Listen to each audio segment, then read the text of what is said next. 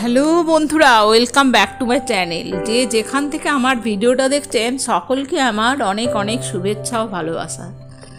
বন্ধুরা, আমি নিজের হাতে এই বড়িগুলো বানাই। এখন আর আমি বাজার থেকে কিনি না, কারণ বাজারের বড়ি খেতে অত ভালো লাগে না। ঘরে বানালে এত টেস্ট হয় কি বলবো।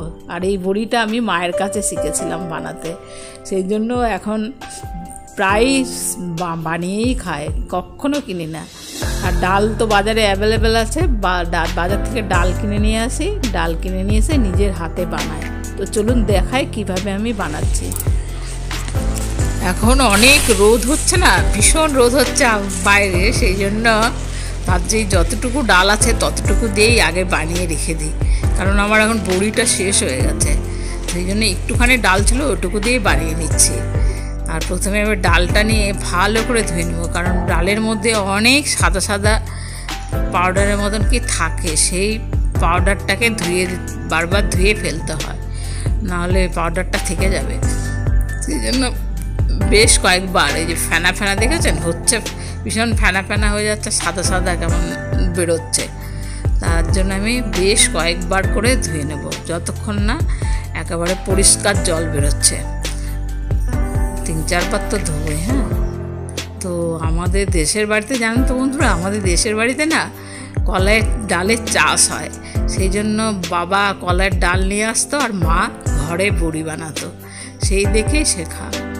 ছোটোবেলায় মা কিন্তু এইরকম খোসা ছাড়ানো ছিল না, মারা কত কষ্ট করে খোসাগুলো ছাড়িয়ে এরকম ভিজিয়ে বারবার করে ধুয়ে দিয়ে খোসাগুলো ফেলতো, ফেলে এই বড়ি বানাতো। আগেকার দিনের লোকেরা অনেক কষ্ট করতো, তারপরে জিনিস খেতে পেত। আর এখন তো আমাদের অনেক সুবিধা হয়েছে, সুন্দর বাজার থেকে কলাইয়ের সাদা সাদা ডাল নিয়ে চলে আসলাম, আর এই যে ধুয়ে নিচ্ছি, আর ধুয়ে মিক্সিতে গুঁড়ো করে নেবো। কিন্তু আগেকার দিনে সেসব ছিল না। তাও আগেকার দিনে একটা সুবিধা ছিল, জাঁতা ছিল, তো আমাদের বাড়িতে জাঁতা আছে, সেই জাঁতা দিয়েই মা করতো। আর যখন জাঁতা ছিল না তখন ওই শিলনোড়া দিয়েই করতো, শিলনোড়া দিয়েই এই অনেক ডাল। আমি তো এইটুকু মাত্র বানাচ্ছি, মাছে অনেক অনেক বড়ি বানাতো। তো এই দেখুন এখনো পর্যন্ত কেমন সাদাই হয়ে আছে, আর ধুলাম না। এবার রেখে দিচ্ছি, আর পুরো ঢেকে রেখে দেবো, পুরো সারা রাত ভিজবে ডালটা। এই যে সারা রাত ভিজে এক বাটি হয়ে গেছে, একটুখানি ডাল এক বাটি ভর্তি হয়ে গেছে। আর অনেক দেখুন বড় বড় হয়ে গেছে, বেশ বড় বড় হয়ে গেছে। আর এইবারে কাজ হচ্ছে আবার একবার ধুয়ে নেবো। দেখেছেন কত ফেনা ফেনা হয়েছে না, সেই জন্য ভাবছি কয়েকবার ধুয়ে নিই, কেমন যে লাগছে। সেই জন্য আরও বেশ কয়েকবার ধুয়ে নেবো, ফেনাগুলো কাটিয়ে নেব যতটুকু পারি, মানে যতটা সম্ভব। বেশ কয়েকবার ধুয়ে নিচ্ছি।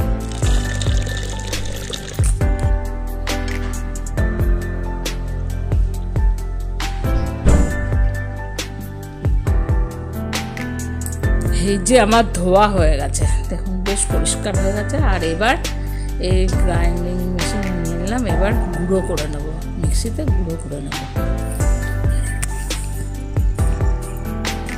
আর এই যে আমার গুঁড়ো করা হয়ে গেছে, দেখুন পুরো গুঁড়ো হয়ে গেছে। এবারে এরকম করে এই যে গোল করে করে ঘুরিয়ে ঘুরিয়ে এটাকে একটু ফ্লাফি করে নেবো। তাহলে ফ্লাফি করে নিলে এটা একটুখানি হবে, ফুলবে বড়িগুলো। একটুখানি বসে ভালো করে করতে হবে। এই যে বসে আমি চেয়ারে বসে ভালো করে এরকম করে কিছুক্ষণের জন্য এরকম করে করে ঘুরিয়ে ঘুরিয়ে নেব, আর একটু হালকা হয়ে যাবে, তাহলে বোঝা যাবে যে এটা হয়ে গেছে। এইভাবে কিছুক্ষণ করে নিই।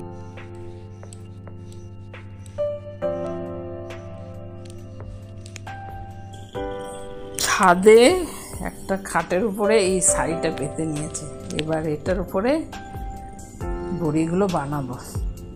এই দেখুন আমি এইভাবে হাত দিয়েই বানাই, কোনো কিছু দিয়ে বানাই। এই যে এইভাবে এইরকম করে মায়ের কাছে শিখেছিলাম, আর মারা বিশাল বড় বড় বড়ি দেয়, তো আমার হাজব্যান্ডের বড় বড় বড়ি পছন্দ না, সেই জন্য আমাকে ছোটো ছোটো, আমি প্রথমে বড় বড়ি দিয়ে দিয়েছিলাম, তারপরে ছোটো ছোটো বড়ি দিচ্ছি। তো এইভাবে আমি সব বড়িগুলো বানিয়ে নেব, একটা একটা করে ওইভাবে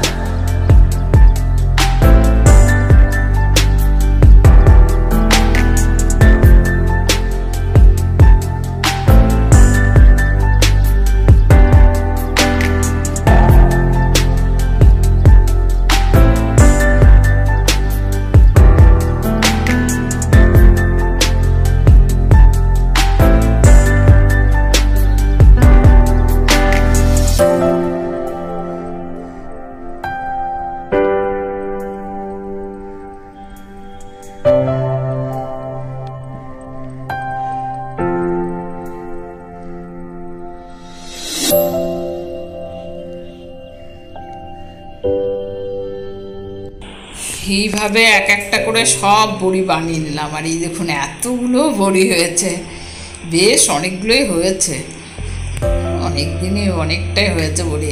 আর আমরা খুব সকাল সকাল বড়ি দিচ্ছি। আমি তো ভীষণ সকালে উঠে আগে বড়ি দেওয়ার কাজটাই শেষ করে নিচ্ছি, কারণ বেশি বেলা হলে রোদ হলে আবার ওইখানে ছাদে বসা যাবে না, সেই জন্য খুব সকাল সকাল উঠেই প্রথমেই আগে বড়ি দিয়ে নিলাম।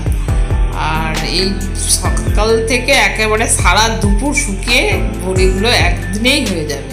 আর এই দেখুন একদিনেই হয়ে গেছে। আর আমার হাজব্যান্ড আজকেই তুলে নিচ্ছে। আর আজকে যদি না এরকমভাবে ছাড়িয়ে নেয় তাহলে কিন্তু কালকে আবার রোদে দিলে এটা আরও ছাড়ানো যাবে না, অসুবিধা হবে। আর এই দেখুন আমার এতগুলো বড়ি হয়েছে, আর বড়িগুলো বেশ কেনায় হয়েছে, বেশ অনেকগুলোই হয়েছে বড়ি, আর বেশ বড় বড় হয়েছে। যতটা ছোটো ছোটো ভেবেছিলাম ঠিক তত ছোটো ছোটো হয়নি, তো অনেকগুলোই হয়েছে। ছাড়িয়ে তারপর আবারও রোদে দিয়ে ভালো করে কটকটে করে নিয়েছি। তারপরে এবার এই কৌটাটার মধ্যে ঢুকিয়ে দিচ্ছি। আর এই কৌটোটা দিয়ে ঢুকিয়ে দিয়ে অনেক দিন খাওয়া যাবে, যখন যতটুকু লাগবে সেইভাবে নিয়ে নিয়ে খাবো। তো বন্ধুরা, কেমন লাগলো আমার বড়ি বানালো? যদি ভালো লাগে অবশ্যই লাইক করবেন আর আমার পাশে থাকবেন। ধন্যবাদ।